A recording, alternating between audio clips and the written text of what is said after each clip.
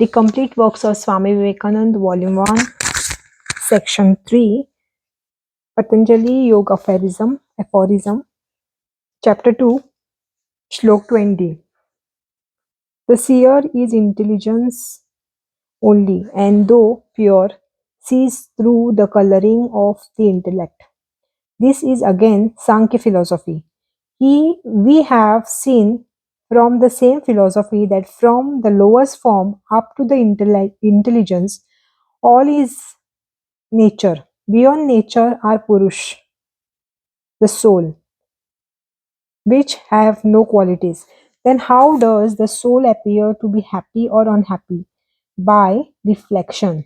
If a red flower is put near a piece of pure crystal, the crystal appears to be red. Similarly, the appearance of happiness or unhappiness of the soul are but reflections. Soul itself has no coloring. The soul is separate from nature. Nature is one thing, soul another, eternally separate. The Sankhya say that intelligence is a compound that it grows and wanes, that it changes just as body changes, and that its nature is nearly the same as that of the body. As a fingernail is to the body, so is body to intelligence. The nail is a part of the body, but it can be pared for hundreds of times and the body will still last. Similarly, the intelligence lasts aeons, while this body can be pared off, thrown off. Yet intelligence cannot be immortal because it changes, growing and mourning. Anything that changes cannot be immortal. Certainly, intelligence is manufactured, and that very fact shows us that there must be something beyond that. It cannot be free. Everything connected with matter is in nature and therefore bound for even. You who is free. The free must certainly be beyond cause and effect. If you say that the idea of freedom is a delusion, I shall say that the idea of bondage is also a delusion. Two facts come into our consciousness and stand and or fall with each other. These are our notions of bondage and freedom. If we want to go through a wall and our head bumps against that wall, we see we are limited by that wall. At the same time, we find a willpower and think we can direct our will everywhere. At every step, these contradictory ideas come to us. We have to believe that we are free. At every moment, we find we are not free. If one idea is a delusion, the other is also a delusion. And if one is true, the other also is true because both stands upon the same basis. That is consciousness. The yogi says both are true, that we are bound so far as intelligence goes, that we are free so far as the soul is concerned. It is the real nature of man, the soul, the Purush, which is beyond all the law of causation. Its freedom is percolating through layers of matter in various forms, intelligence, mind, etc. It is its light which is shining through all. Intelligence has no light of its own. Each organ has a particular center in the brain. It is not that all organs have one center. Each organ is separate. Why do all perception harmonize? Where do they get their unity? If it ever were in the brain, it would be necessary for all the organs, the eyes, the nose, ears, etc., to have one center only, while we know for certain that there are different centers for each. Both a man can see and hear at the same time. So a unity must be there at the back of the intelligence. Intelligence is connected with the brain, but behind intelligence even stands the Purush, the unite, where all different sensation and perception join and become one. The soul itself is the center where all the different perceptions converge and become unified. That soul is free, and it is its freedom that tells you every moment that you are free. But you make mistakes and mingle that freedom every moment with intelligence and mind. You try to attribute the freedom to the intelligence and immediately find the intelligence is not free. You attribute the freedom to the body, and immediately nature tells you that you are again mistaken.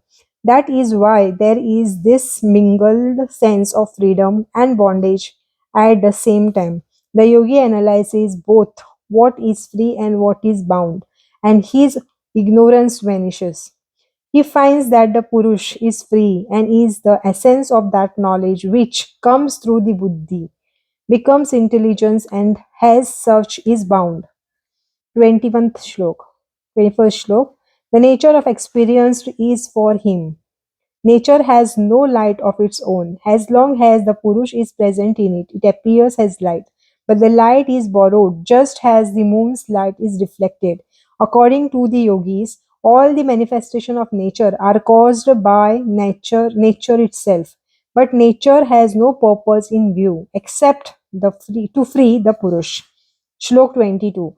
Though destroyed for him, though destroyed for him whose goal has been gained, yet it is not destroyed, been common to others. The whole activity of nature is to make the soul know that it is entirely separate from nature. When the soul knows this, nature has no more attraction for it, but the whole of the nature vanishes only for that man who has become free. There will always remain an infinite number of others for whom nature will go on working. Shlok 23. Junction is the cause of realization of the nature of both the power, the experienced, and its Lord. Junction is the cause of realization of the nature of both the powers, the experienced, and its Lord.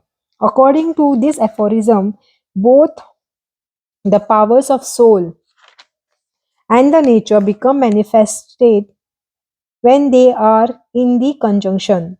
Then all manifestation are thrown out. Ignorance is the cause of this conjunction. We see every day that the cause of our pain or pleasure is always our joining ourselves with the body. If I were perfectly certain that I am not this body, I should take no noise or no notice of heat and cold or anything of the kind. This body is the combination. It is only a fiction to say that I have no body, you another, and the sun another. The whole universe is one ocean of matter, and you are the name of little particle, and I of another, and the sun is of another. We know that this matter is continuously changing. What is forming the sun one day, the next day may form the matter of our bodies. Shlok 24. Tasya hetur vidya. Ignorance is its cause. Through ignorance, we have joined ourselves with a particular body and thus opened ourselves to misery.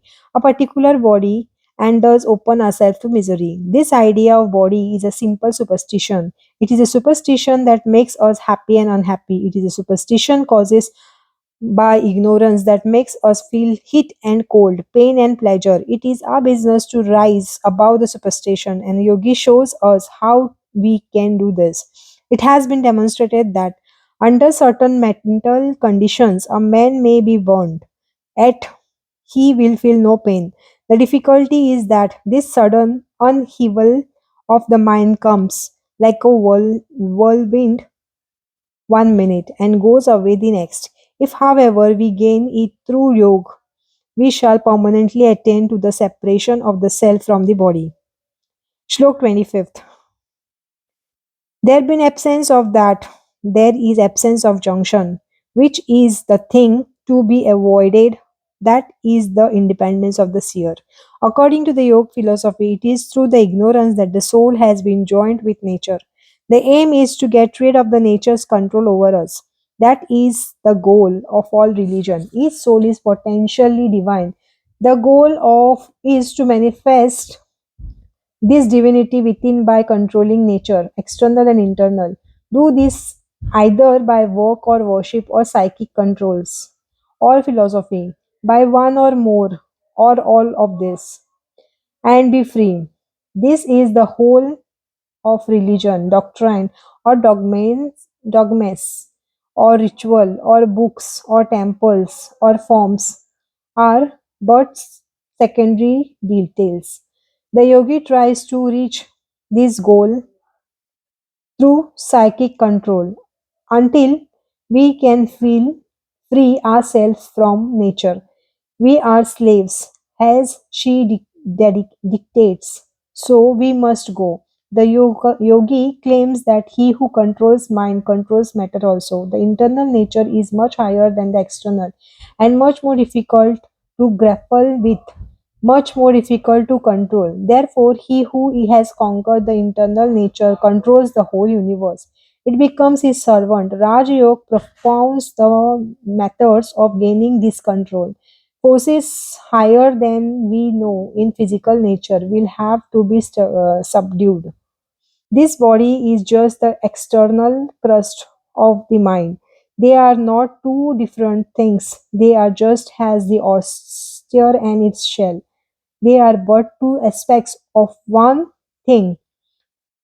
The internal substance of the oyster takes up matter from outside and manufactures the cell. In the same way, the internal fine source force, which are called mind, takes up the gross matter from outside and from the manufacture it's this in external shell, the body. If then we have control of the internal, it is very easy to have control of external. Then again, these forces are not different. It is not that some forces are physical and some mental. The physical forces are but the gross manifestation of the fine forces, just as physical world is but a gross manifestation of the fine world. Shlok 26. The means of destruction of ignorance is unbroken practice of discrimination. This is a real goal of practice. Discrimination between the real and unreal, knowing that the Purush is not nature, that it is neither matter. This is the real goal of the practice. Discrimination between the real and unreal, knowing that the Purush is not nature, that it is neither matter nor mind, and that because of it is not nature, it cannot possibly change. It is only nature which changes, combining and recombining, dissolving continuously. When through constant practice we begin to discriminate, ignorance will vanish and the Purush will begin to shine in its real nature, omniscient, omnipotent, omnipresence. Shlok 27. His knowledge is of the sevenfold highest ground. When this knowledge comes, it will come, as it were, in seven grades, one after the other. And when one of these begins, we know that we are getting knowledge. The first to appear will be that we have known what is to be known. The mind will cease to be dissatisfied while we are aware of thirsting after knowledge. We begin to seek here and there, wherever we think we can get some truth, and failing to find it, we become dissatisfied and seek a fresh direction. All search is vain until we begin to perceive that knowledge is within ourselves, that no one can help us, that we must help ourselves. When we begin to practice the knowledge, and the power of discrimination, the first sign that we are getting near truth will be that dissatisfied state will vanish. We shall feel quite sure that we have found the truth and that it cannot be anything else but the truth. Then we may know that the sun is rising, that the morning is breaking for us, and taking courage, we must persevere until the goal is reached. The second grade will be the absence of all pains. It will be impossible for anything in the universe, external or internal, to give us pain. The third will be the attainment of full knowledge. Omniscience will be ours. The fourth will be the attainment of the end of all duty through discrimination. Next will come what is called as freedom of the chitta. We shall realize that all difficulties and struggles, all vacillations of the mind have fallen down just as a stone rolls from the mountain top into the valley and never comes up again.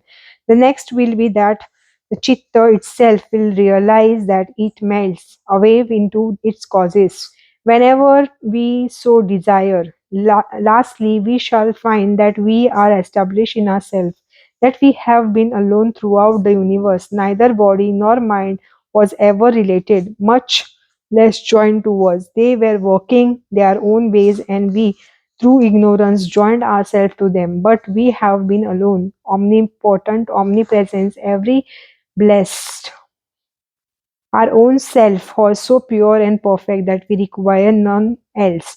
We require none else to make us happy, for we are happiness itself. We shall find that this knowledge does not depend on anything else. Throughout the universe, there can be nothing that will not become effulgent before our knowledge. This will be the last state, and the yogi will become peaceful and calm, never to feel any more pain, never to get be again deluded, never to be touched by misery, and he will know he is ever blessed, ever perfect, almighty.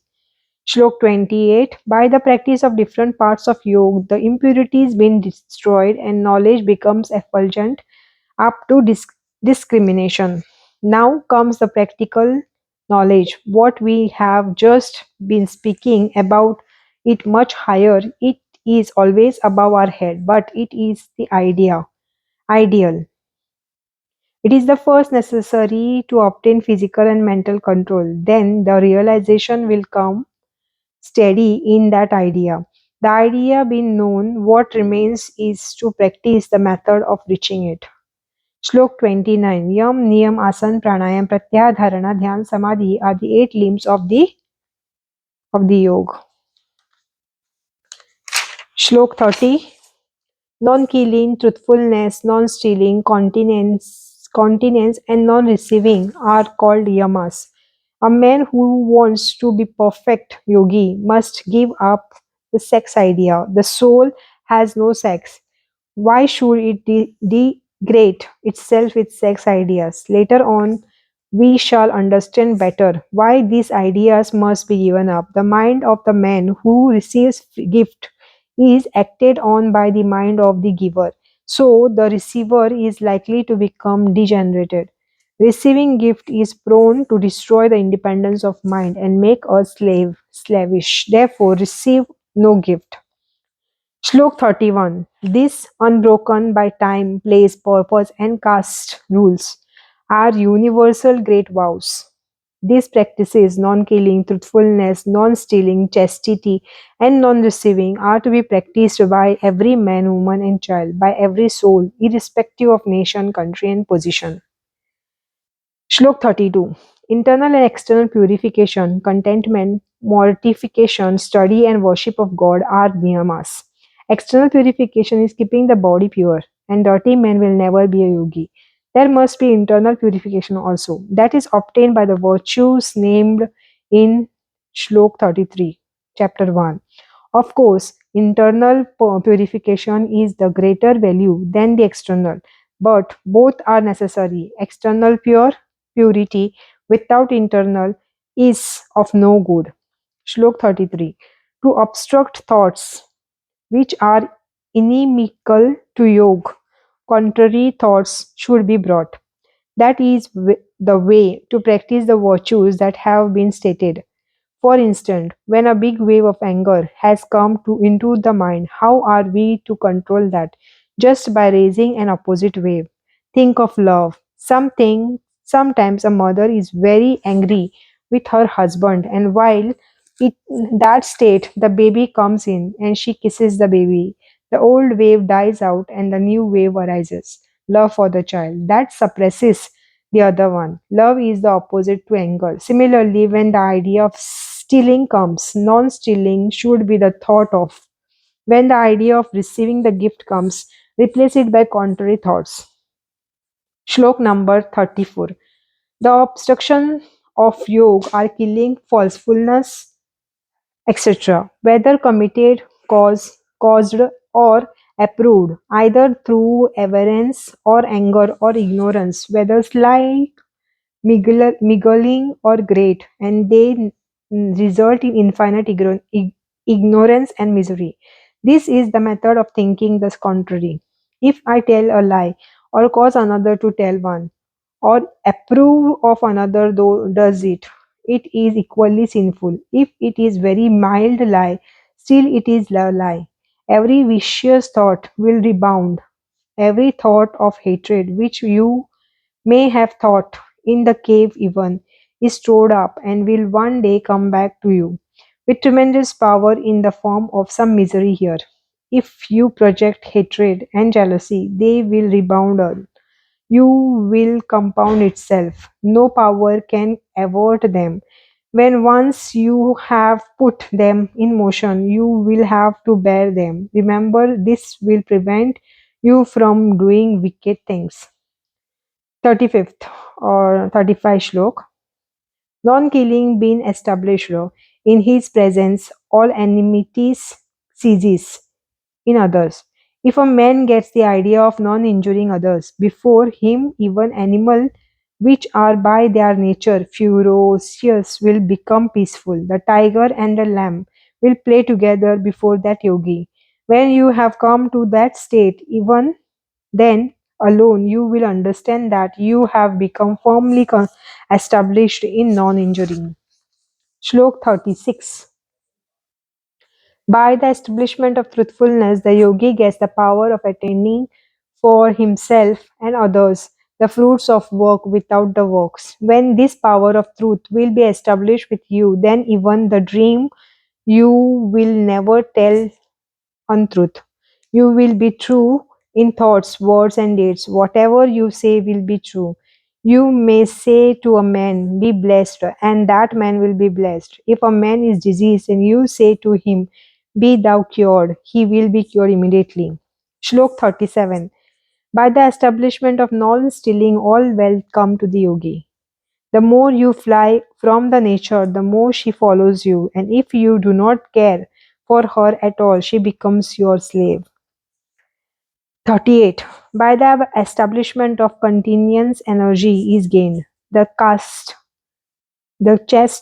chest brain has tremendous energy and gigantic willpower. Without chastity, there can be no spiritual strength. Continuance gives wonderful control over the mankind. The spiritual leader of men have been very content, and this is what gave the power. Therefore, the yogi must continent. Shlok 39. When he is fixed in non receiving, he gets the memory of the past. When a man does not receive present, he does not become behold to others, but remains independent and free. His mind becomes pure with every gift. He is likely to receive the evils of the giver. If he does not receive, the mind is purified, and the first power is it gets is memory of the past. Then alone the yogi becomes perfectly fixed in his ideas. He sees that he has been coming and going many times, so he becomes determined that this time he will be free, that he will no more come and go and be the slave of nature. Shlok 40. Internal and external cleanliness being established arises disguise for one's own body and non intercourse with other. When there is real purification of body, external or internal, There rises neglect of the body, and the idea of keeping it nice vanishes. A face which others all call almost beautiful will appear to the yogi a mere animal, if there is not intelligence behind it. What the world calls a very common face he regards as heavenly if the spirit shines behind it. This thirst after body is the great ban of the human life. So the first sign of the establishment of purity is that you do not care to think you are a body. It is only when purity comes that we get rid of the body's idea. Shlok 41. There also arises purification of sattva, cheerfulness of the mind, concentration, conquest of the organ, and fitness of the self realization. By the practice of the cleanliness, the sattva material prevails and the mind becomes concentrated and cheerful. The first sign that you are becoming religious is that you are becoming cheerful. When a man is gloomy, that may be dyspepsia, but it is not religion. A pleasurable feeling is the nature of the sattva. Everything is pleasurable to the sattvic man, and when this comes, know that you are progressing in yoga. All pain is caused by tamas, so you must get rid of that. Moroseness is one of the result of tamas. The strong, the well knit, the young, the healthy, the darling alone are fit to be yogis. To be yogi, everything is bliss. Every human face that he sees brings cheerfulness to him. That is the sign of the virtuous man. Misery is caused by sin and by no other cause. What business have you with the clouded faces, other cause? Clouded faces. It is terrible. If you have a clouded face, do not go out that day. Shut yourself up in your room. What right have you to carry this disease out in the world? When your mind has become controlled, you have control over the whole body. Instead of being a slave to this machine, the machine is your slave. Instead of this machine being able to drag the soul down, it becomes its greatest helpmate. Shlok 42. From contentment comes superlative happiness. 43 Shlok. The result of mortification is bringing powers to the organs and body by destroying the impurities. The result of mortification are seen immediately, sometimes by heightening powers of vision, hearing, thinking things or at the distance, and so on. Shlok 44. By repetition of the mantras comes the realization of the intended deity. The higher the being that you want to get, the harder is the practice. 45. By sacrificing all Ishwar comes Samadhi. By sacrificing all to Ishwar comes Samadhi. By resignation of the Lord, Samadhi becomes perfect. 46. Posture is that which is firm and pleasant. Stiram Sukham Asanam.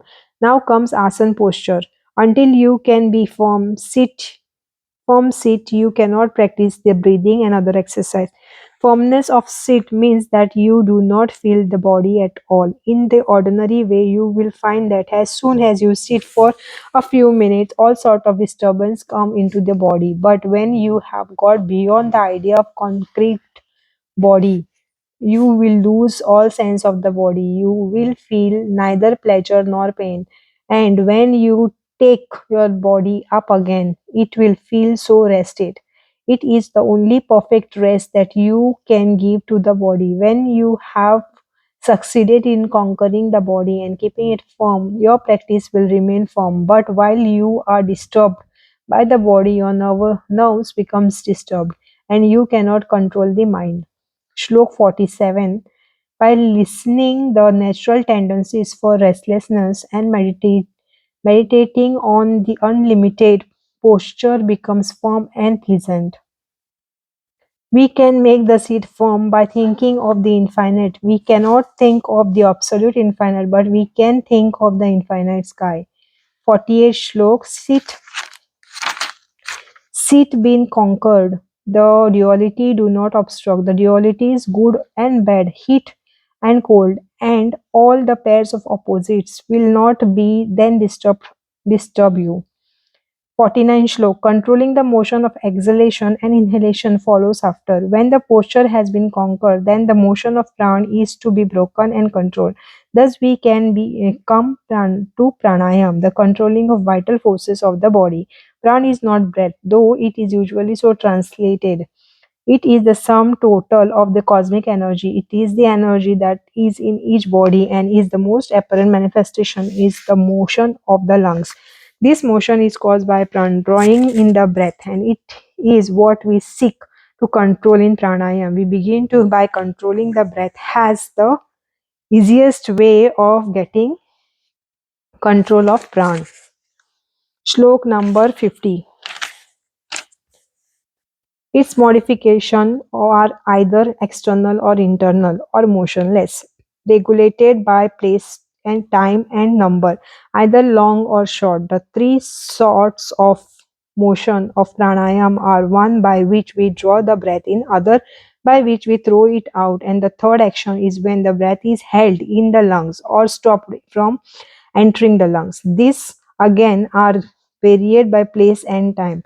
By place, it meant that prana is held to some particular part of the body. By time, it means how long the prana should be confined to the certain place.